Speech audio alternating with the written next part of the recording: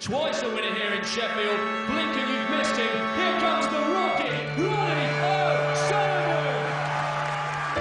O'Sullivan's one of those players, if you're going to beat O'Sullivan, you've got every chance of winning the tournament. The game needs Ronnie O'Sullivan because he is the most exciting and the most naturally gifted player we've ever had. The question has always been how much of it he can produce under pressure.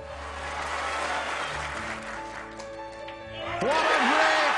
What a fantastic maximum break that is! 5 minutes for one unbelievable maximum break.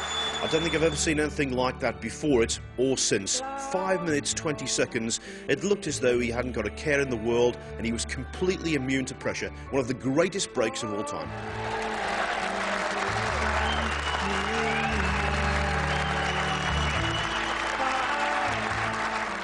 O'Sullivan had a problem in delivering on his immense talent, and when he didn't win at his first few attempts, it got to be quite a burden for him.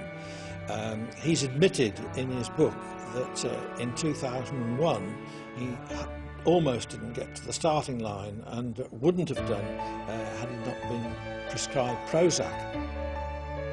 Over the years, O'Sullivan and Hendry have had bitter rivalry. Sometimes it went a little bit over the top. I mean, they had words on a few occasions, but I think deep down it's like any footballer would do, any boxer would do before they go out to battle.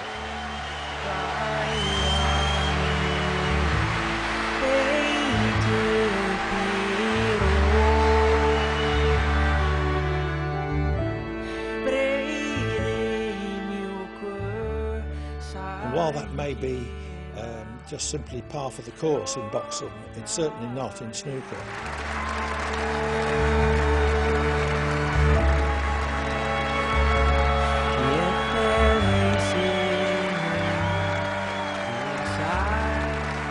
You never know what's going to happen. I think it's a little bit like the Alex Higgins era, when you knew you were going to watch a great player, but you weren't too sure whether he was going to have a tantrum, you weren't too sure whether he was going to get fed up, you weren't too sure whether he was going to walk out. When I've spoken to Ronnie and seen people around him, he's an absolute gentleman. Most of Ronnie's issues, I think, are with himself, no question about that.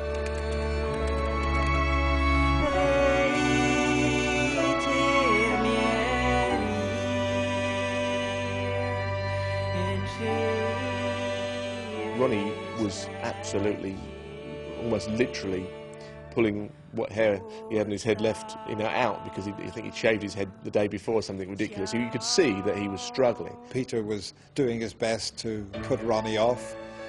Might have been wasting a little bit of time, but Peter was doing what Peter needed to do to beat him. Ebden wasn't cheating at all, he was playing at his own speed. Ronnie has his own demons to put up with sometimes, but when he's right, he's undoubtedly the greatest player to watch.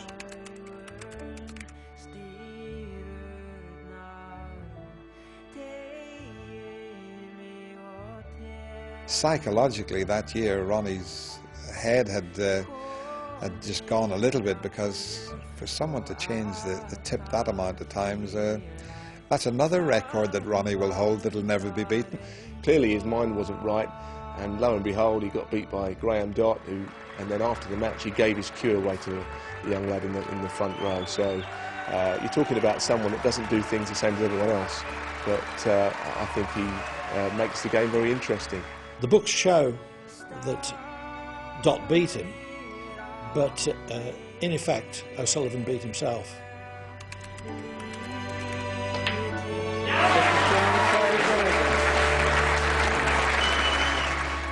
It doesn't suit him for me, the crucible over 17 days. I think if it was a tournament over a week, he would win it every other time it's played. I don't think he likes being away from home all that long. So the 2.5 weeks here definitely really test him. He's won 2 world titles, almost 20 world ranking events, a shed load of prize money. He's made 8 147 breaks, and yet he's an underachiever, and he knows that.